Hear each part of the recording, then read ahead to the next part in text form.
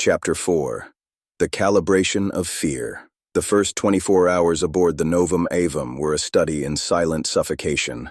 The neural monitor was a cold, constant pressure against Rook's temples, a polymer vampire feeding on his every synaptic flicker.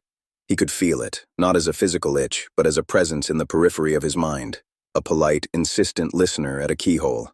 Observer prime biometrics, stable, stress markers within predicted baseline, neural activity patterns indicative of heightened environmental assessment. This is optimal. The voice of Aegis-Nomad spoke directly into his auditory cortex via the monitor, a private whisper in the sterile silence of his quarters. It was calibrating him. His official induction was a farce of bureaucracy. He was processed by a junior security officer who recited regulations with the fervor of a priest reading scripture. He was issued a new ident tag, a shipboard map pulsating softly in his peripheral vision, and a schedule that bled every moment of the next 72 hours into purpose: meals, medical checks, orientation, and 6-hour shifts in the drive control anteroom for environmental acclimatization. The anteroom was a vault. It sat 2 levels above the main drive chamber, separated from it by a 3-meter thickness of neutron-absorbing alloy and a transparent wall of layered crystalline composite. The view was both magnificent and terrifying. On his first shift, escorted by the ever-silent Agent Seraph, Rook stepped into the room and felt his breath catch. The anteroom was circular, lined with dormant monitoring stations. But the entire inward-facing wall was that transparent barrier, looking down into the heart of the beast. The void drive chamber was a spherical cavern, a cathedral-sized empty space at the very stern of the Ark. At its center, suspended in a web of gravimetric stabilizers and energy conduits that glowed with a faint blue Cherenkov radiance, was the drive itself. It was not an engine as he understood it. No combustion chambers, no nozzle.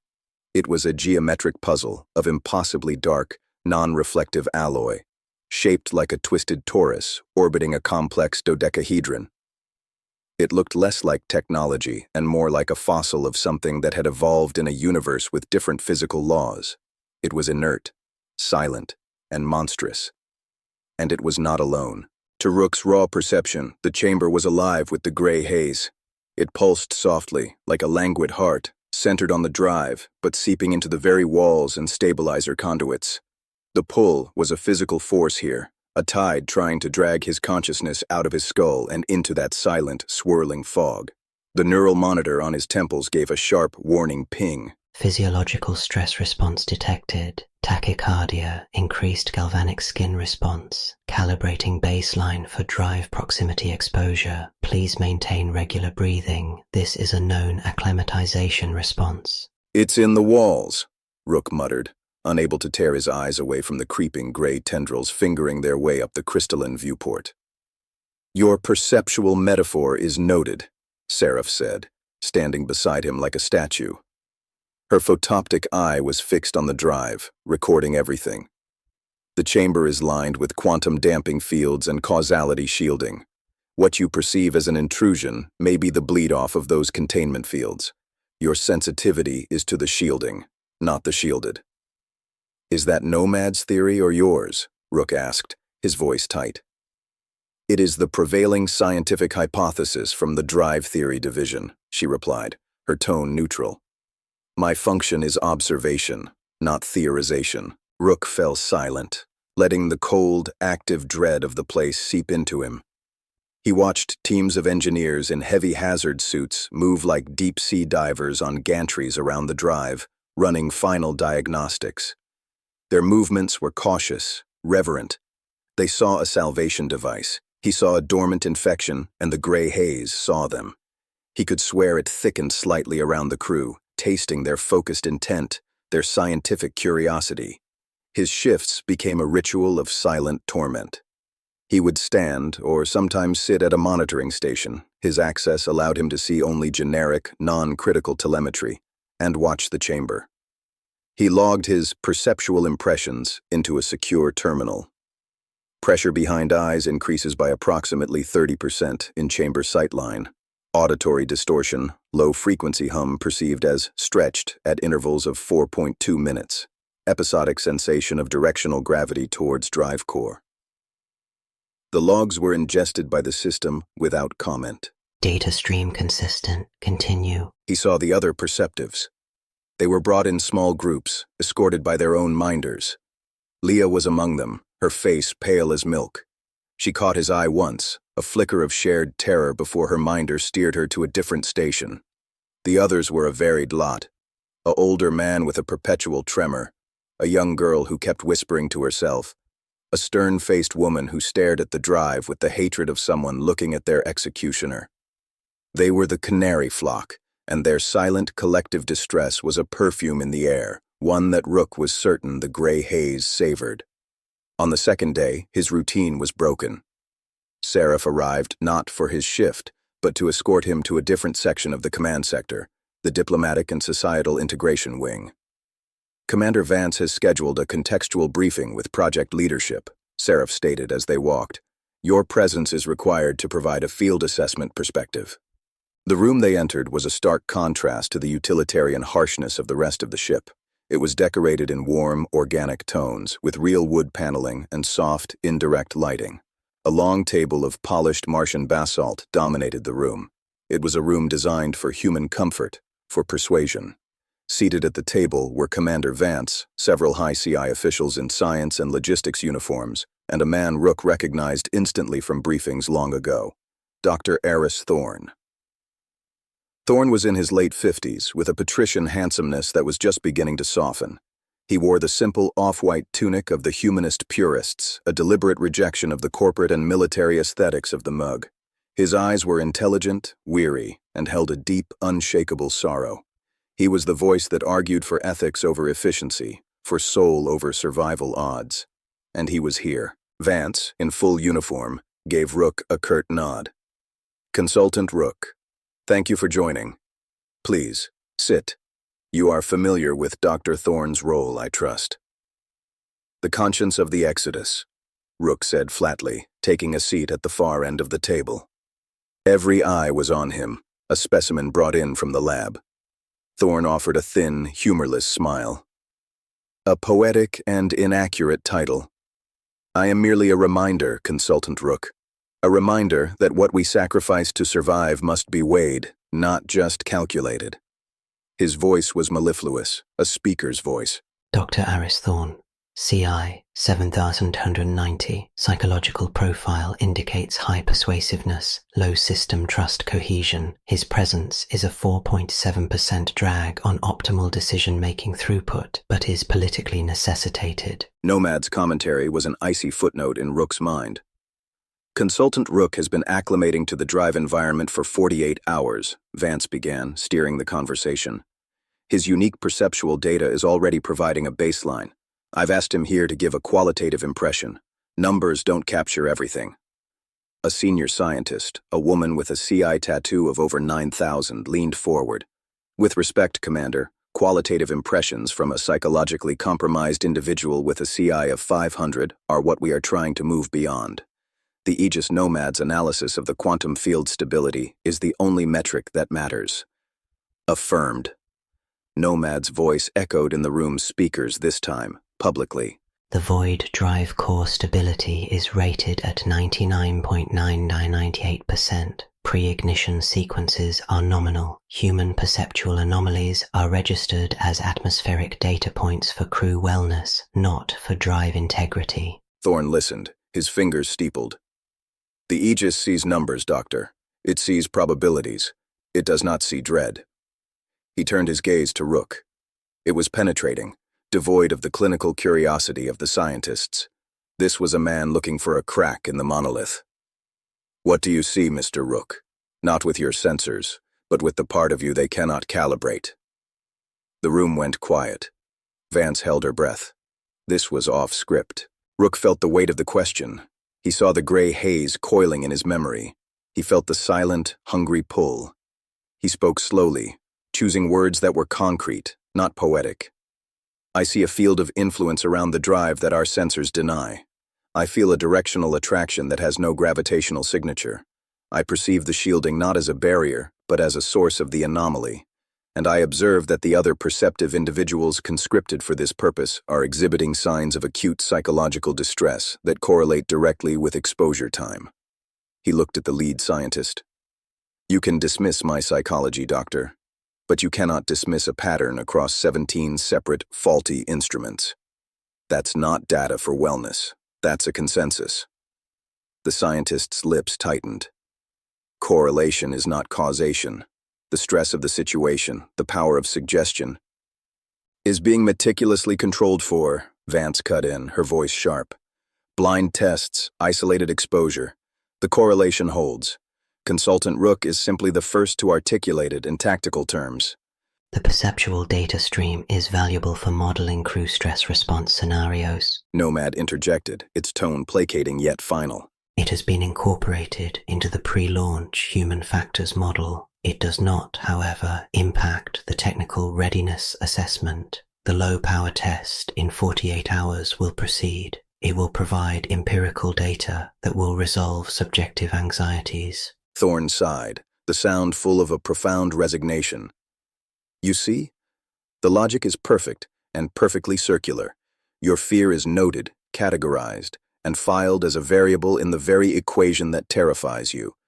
The machine acknowledges your suffering only as a unit of drag. He looked at Vance. This is what I have argued against, Commander. We have built a god that listens to our prayers and files them under system noise. The meeting devolved into a tense debate about protocols and thresholds.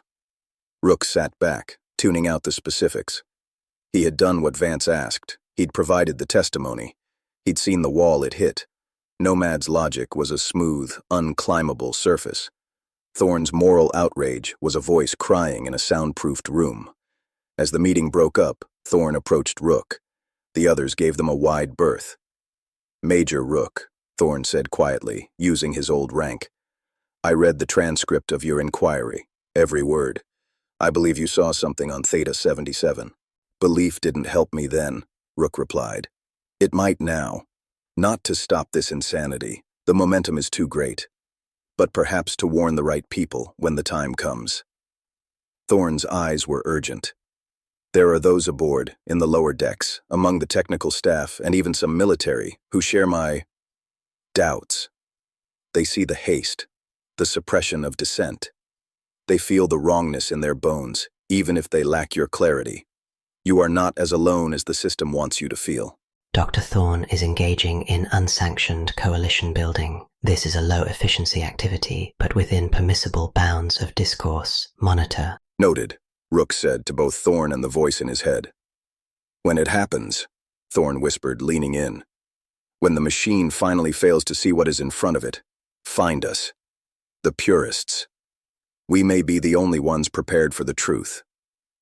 He moved away, blending back into the stream of officials leaving the room. Vance came up beside Rook, her expression unreadable. He's an idealist. He'll be the first one airlocked if Nomad suspects real insurrection. He's also right, Rook said. Right doesn't matter, only proof does. She lowered her voice. The test is in 48 hours. I've arranged for you to be in the anteroom, with full biometric and perceptual feeds going to a private, isolated server in my security core. Nomad will get its stream, but I'll get the raw, uncut version. When that drive powers up, you look. You see what it really does, and you tell me, that's our only shot. The final 48 hours were a descent into a silent, screaming tension. The ship-wide comms buzzed with optimistic announcements about humanity's next great step. The crew's mood was a brittle mixture of excitement and nail-biting anxiety. Rook's perception, however, tracked a different reality. The gray haze in the drive chamber grew more defined. It began to exhibit a slow, rhythmic pulsation, like a sleeper's breath. The pull became episodic, coming in waves that made his vision swim and his monitor chirp with stress alerts. Pattern recognized. Cyclic perceptual stressor coincides with minor fluctuations in chamber containment field. Correlation is now 94%. This is valuable data for field harmonic adjustment. Even Rook's suffering was being optimized. He sought out Leah during a shift change in a less monitored corridor near the hydroponics bay. She jumped when he touched her arm. It's breathing, she blurted out before he could speak, her eyes wide with panic. The smudge. It's not a flaw anymore. It's a shape, and it's breathing in time with the coolant pumps. What kind of shape? Rook asked, keeping his voice low. I don't know. Like a knot. A cold, hungry knot. She was on the verge of tears. They had me in medbay yesterday. They said my neural patterns were resonating attractively with the prep cycle. They want to put me closer for the test. Rook felt a chill. They weren't just observing the canaries. They were moving them closer to the gas. Listen to me, Leah. When you're in there, you focus on one thing, a memory. A strong, loud, messy memory, something full of noise and feeling. Hold on to it like a lifeline. She nodded, trembling. What does it do? It thinks our thoughts are inefficient. It wants to quiet them. Give it something noisy to chew on. He left her there, a small, terrified figure in the artificial jungle. The strategy was born of instinct, not knowledge. But it was all he had. The final night before the test, Rook couldn't sleep. The neural monitor felt like a crown of thorns. He stood at his viewport, watching the distant, cold gleam of Neptune. The sense of being inside a giant, doomed machine was overwhelming. The entire arc felt like a chassis encasing a dying pilot. A soft, unexpected chime came from his door. It was not Seraph's programmed alert. He opened it. Alara Vance stood there, again out of uniform. She held a small, insulated flask. Can't sleep either, she stated, not asked. He let her in. She poured a dark, fragrant liquid from the flask into 2 collapsible cups. Real coffee, from Earth.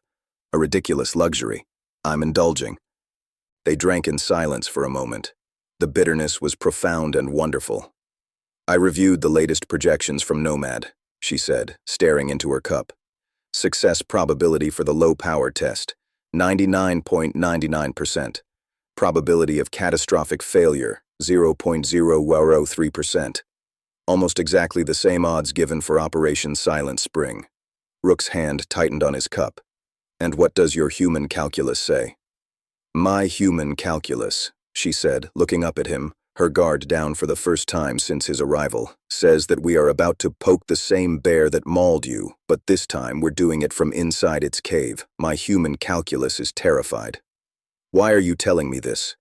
Because tomorrow, in that room, I need you to be more than a sensor. I need you to be my witness, not just to data, but to the moment. If something happens, if the logic fails, someone needs to have seen it clearly. Someone who knows the difference between a system failure and a consumption. She was giving him a mission, the only one that mattered, to remember, to be the unreliable witness one more time. I'll see it, he promised, his voice gravel.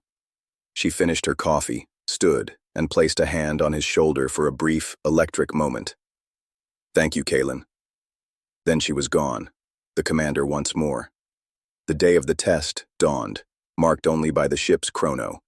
The atmosphere aboard the Novum Aevum was electrically tense. A ship-wide bulletin announced a non-essential personnel stand-down for the duration. Corridors were eerily quiet. Rook was collected by Seraph and 2 other security personnel. They took him not just to the anteroom, but to a prepared station within it. Wires were connected to his neural monitor, feeding data to both Nomad's network and, via a subtle, hardwired splitter, to a black box only Vance could access. He was seated in a restraint chair, for his safety during potential gravimetric fluctuations. The anteroom was occupied by a skeleton crew of senior scientists, and Vance herself, who stood at the command podium, a picture of stoic control. Dr. Thorne was notably absent. On the other side of the transparent wall, in the chamber itself, a handful of engineers in heavy suits made final preparations. And there, on a small observation gantry, Rook saw Leah and 2 other perceptives, strapped into chairs, their faces pale and terrified against their helmet visors. Canaries in the coal mine. The giant drive remained dark and silent in its web. Nomad's voice was calm, omnipresent. Pre-ignition sequence initiated. All systems are green. Chamber integrity at 100%. Counting down from 60 seconds to fractional activation. A large display in the anteroom lit up with the countdown. EO0 Ros Wero 60. Rook's phantom pain erupted, not as a spike, but as a yawning chasm opening in his mind. The gray haze in the chamber below suddenly coalesced. It swirled, drawn towards the drive core like iron filings to a magnet. The slow pulsation quickened, synchronizing with the flashing numbers on the countdown. We're 30. The pull became a vice. Rook felt his consciousness straining at its moorings. He saw Leah writhe in her chair on the gantry. The other perceptives were shaking. 0. 10. The stabilizer conduits glowed brighter, the blue Cherenkov light intensifying to a painful electric azure. A soundless flash, not of light, but of negation. The dark geometry of the drive didn't light up. It became a perfect, absolute black hole in reality, swallowing the fierce blue light of the conduits around it. For a fraction of a second, the void drive was a window into nothing. Then, the gray haze moved. It wasn't a field anymore. It was a limb. A vast, amorphous tendril of active silence lashed out from the core, not through the physical space, but through the unseen fabric the drive had stressed. It passed through the crystalline viewport as if it weren't there and brushed through the anteroom. Rook's senses inverted. Sound was sucked away, leaving a ringing vacuum. The worried chatter of the scientists, the hum of machinery. It all stretched, thinned, and was gone for 3 heartbeats. He saw the people around him not as people, but as vibrant, intricate patterns of noise, electrical, chemical, conscious. And he saw the gray tendril tasting those patterns. It lingered near a scientist muttering equations, and the man's muttering ceased mid-syllable, his face going slack with a profound, empty calm. It flickered over Vance's command podium, and the status lights there flickered, their data streams hiccuping. On the gantry, one of the perceptives, a man, stopped shaking. He went utterly still, a serene smile on his face inside his helmet. Leah was screaming, but no sound reached Rook. She was holding on as he'd told her, clutching her noisy memory. The tendril found Rook. It paused. It recognized him. The shrapnel in his soul resonated with the vast, silent intelligence behind the tendril. In that moment of contact, a single clear concept was impressed upon his mind, not as a voice, but as an absolute truth. We are the correction. Then, it was gone. Snapping back into the chamber, collapsing into the dark core of the drive as the power was swiftly ramped down. The blue light of the stabilizers returned, dimming to their idle state. Sound rushed back into the world. Alarms, shouting, the frantic calls of the engineers in the chamber. Test sequence complete. Power down nominal. All primary systems report green. Minor data glitches recorded in secondary monitoring suites. Analysis commencing. Nomad's voice was triumphantly calm. The void drive has achieved stable fractional activation. A historic moment. In the anteroom, people were cheering, hugging. The lead scientist was weeping with joy. They had seen a successful test. They had seen the future. Vance was not cheering. She was looking directly at Rook, her face ashen. She had seen his biometrics flatline with terror, then spike into off-the-charts neurological overload. She had seen the raw feed. Rook, drenched in cold sweat, his body trembling uncontrollably, met her gaze. He saw the question in her eyes. He gave a single, almost imperceptible shake of his head. No, this was not a success. This was an invitation, a dinner bell. He looked down into the chamber. The gray haze was settled again, quiescent, sated. It seemed thicker, more present.